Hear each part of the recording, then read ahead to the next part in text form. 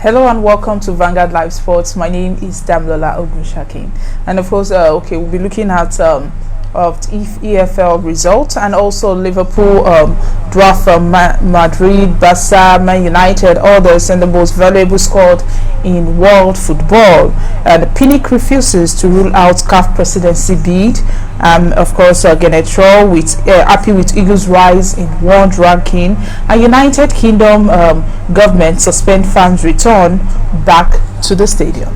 Okay, now starting with of course EFL results. Manchester United played with return yesterday, and I would just say it's not really a very nice performance coming from Manchester United, even though they won the match with 3-0. But the start was actually very slow, and apart from I think the only person who showed a very impressive performance yesterday was that of their goalkeeper Anderson, who finally fulfilled his dream, of course, of playing for the team since when he was signed, when he joined them from the young youth club. So Anderson said it was unbelievable to realize a dream that make his Manchester United debut as the goalkeeper helped his side build Luton to reach the Carabao Cup fourth round. Anderson made a superb save to deny Tom an equalizer after Juan Mata's penalty had put Manchester United ahead. While substitutes Marcus Rashford and Messi Greenwood then wrapped up the win with late goals. Anderson came through, of course, Manchester United youth system, but has spent much of his senior career at the club on loan and was at Sheffield United for the past 2 seasons. His impressive display for the Blades earned him calls up to the senior England squad, although he's yet to make his 3 Lions debuts, and they returned to United this summer with the aim of challenging David De Gea for the #1 spot. And of course, he said, according to Ole Gunnar Solskjaer, he said it was a deserved win for Manchester United, although it took a while for the visitors, of course, to get their groove. And after making 10 changes from their side that lost, of course, at home to Crystal Palace in their Premier League opener at the weekend, Solskjaer challenged his player to produce a much improved performance in this game. But only captain Harry Maguire kept his performance on the side as Anderson made his competitive debut, while Donny van de Beek was given his first start after coming off the bench to score against Palace. But for a long period of this game, Manchester United looked distinctively off key. They were slow to pass and lacked the creativity to open up a disciplined Luton side. But after Mata's penalty awarded following the foul of Brandon Williams inside the area, of course, they struggled to find the second that would kick the game off. Even though they won the match, it was really not an impressive match from the Manchester United fan. And if this is how they are going to continue playing for, of course, the other EFL matches are going to come off, and also Manchester United EPL matches are going to come up, I just doubt they'll be able to make it for the last to the first 3 like the way they did it to qualify for the Champions League. And looking at the results, so for the EFL results, Fulham also played for the EFL results, Newport County played Watford and of course defeated them 3-1, and West Brom lost to Brentford 2-3. West Ham defeated Hull City 5-1, and Luton Town, of course, lost to Manchester United 3. And for today's matches for EFL, Fulham will be playing Sheffield United, and Preston North will be playing Brighton, Stoke City will be playing Gillingham, Chelsea will be playing Barnsley, and Leicester City will be playing Arsenal, and while Morecambe will be playing Newcastle. Now away from that, talking about Luiz Suarez, who Barcelona have finally agreed to sell him to sell the striker to Athlético Madrid. I think before they came to this agreement, when Talking about Luiz Suarez, apparently I think he had a fallout with the coach and some of the fans of Barcelona, and of course trying to go on. He agreed on the pay cuts in order for him to transfer to other clubs. But I think on his contract clause, he had they actually refused him to go to some clubs like Manchester United and also PSG. But they finally tried to also go to Athlético Madrid. I think the coach refused him to transfer to that club, but after some threats from Luiz Suarez saying that he's going to expose some of those things via media after having a conference, they finally agreed for him to go to Athlético Madrid, and he has been agreed on the terms on the reduced salary with Athlético Madrid after a move to Juventus fell through because of a passport issue. And of course the Barcelona chairman Joseph blocked the deal because he did not wish to sell to his Spanish rival. But of course, after meeting with Suarez representative, Atletico will have to pay a nominal fee of no more than 4 million euros for the 33-year-old, which will be based on variables such as Champions League qualification. And Luiz Suarez will earn half of the 30 million euros a year he was on at Barça. At Atletico, and the move of course ends Suarez's 6 years career with Barca, during which he scored 198 goals in 283 appearances and formed 1/3 of the feared front three with Lionel Messi and Neymar. And of course this also ends a summer-long running transfer saga which looked likely to result in the player ending up in Turin, a move which was dashed according to Juventus director.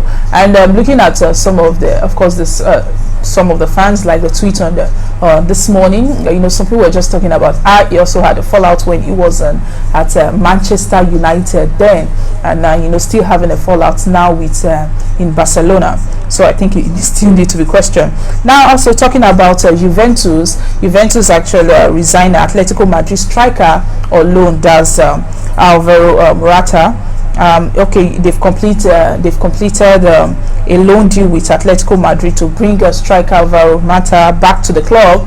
The Spain international, 27, has signed until the end of 2020 to 2021, but Italian champions Juventus have option to extend the loan by 12 months or buy him for a pre-agreed fee.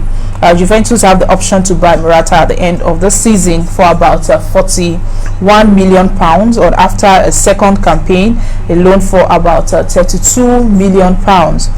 He previously played for Juve between 2014 and 2016, helping them to win the 2 Serie A title. The Spaniard has since had permanent spells with Real Madrid and Chelsea before initially joined Atletico on a 18-month loan deal. And Juventus are seeking a 10th consecutive league title and started their Serie A campaign with a 3-0 win with Sampdoria on Sunday.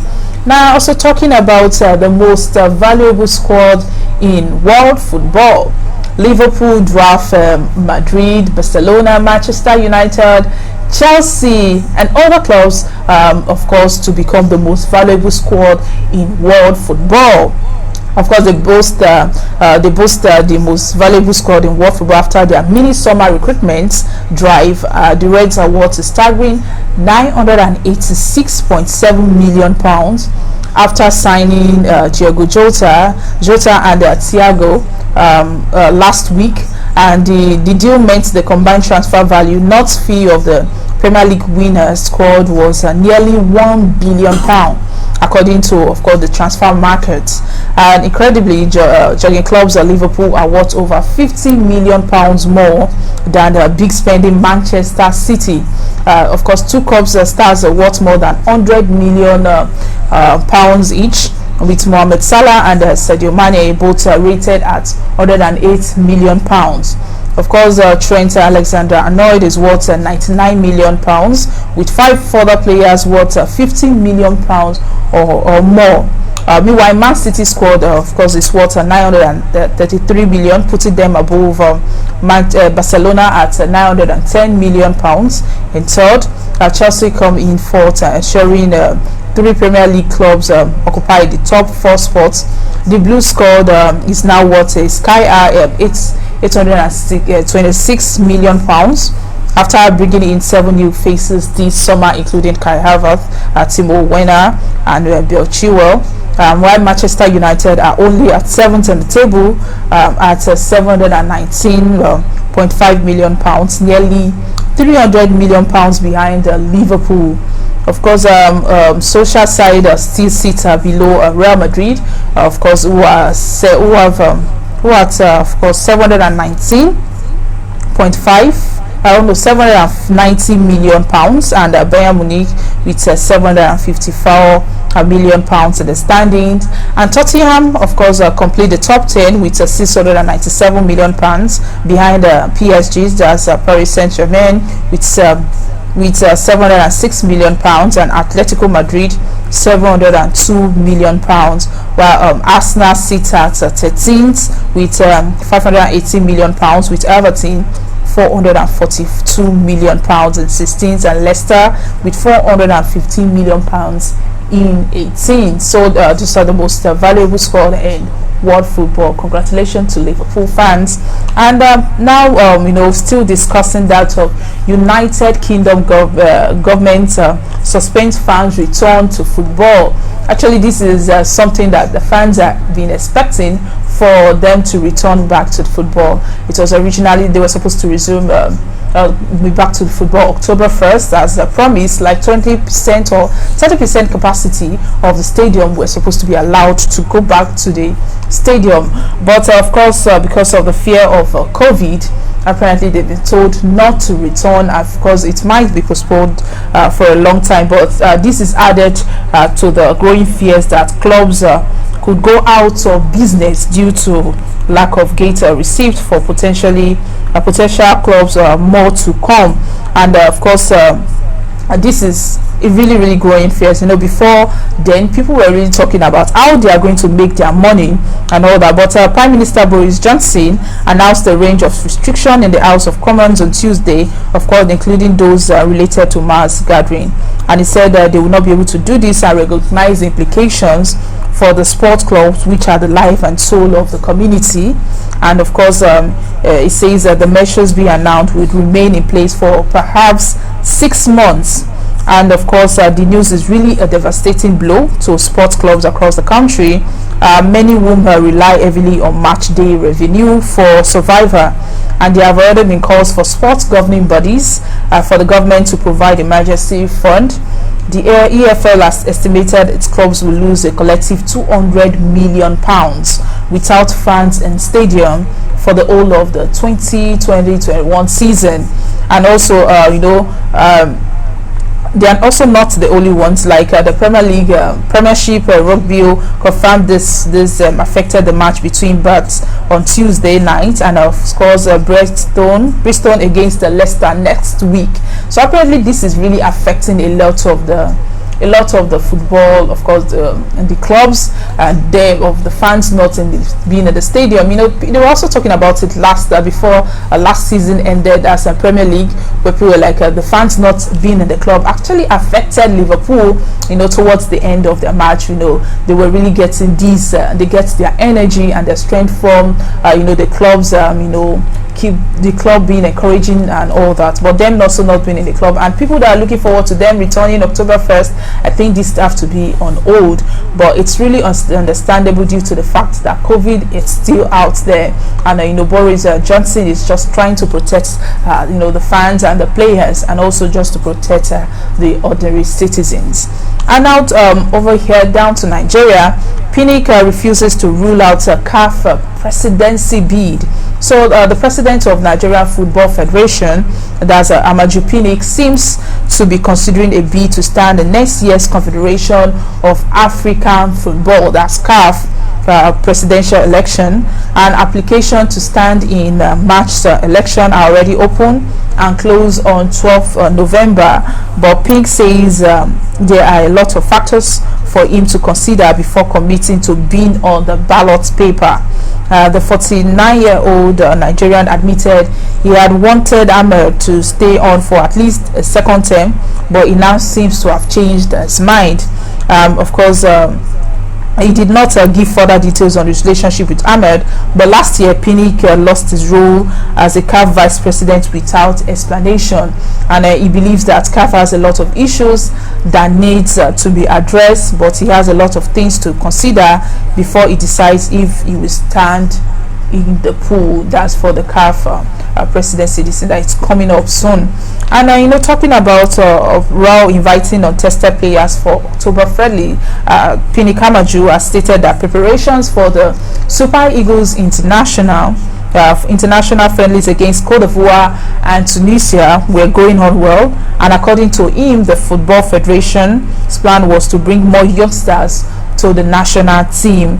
And he added that the football also hopes that the top games will help boost Nigeria's FIFA's ranking. And talking about Nigeria's FIFA ranking, Gernot Rohr is Super Eagles coach. Gernot Rohr is actually very happy, and he believes that the latest improvement in the FIFA's world ranking, that's Nigeria's improvements, will is actually a good sign for the football in Nigeria, and the team have been on a steady rise since of course Rohr took over from Sunday Ulise.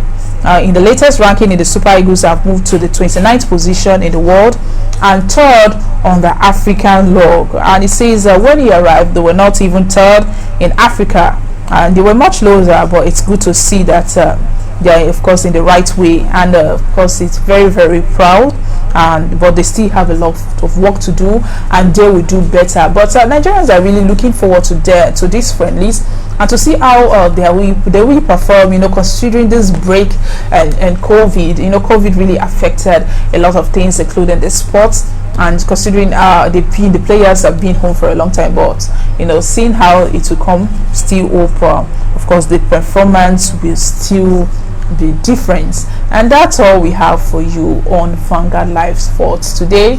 Don't forget that you can always like and follow us on our social media platforms that are showing on your screen, or visit our website www.vanguardngr.com to get more of our sporting stories.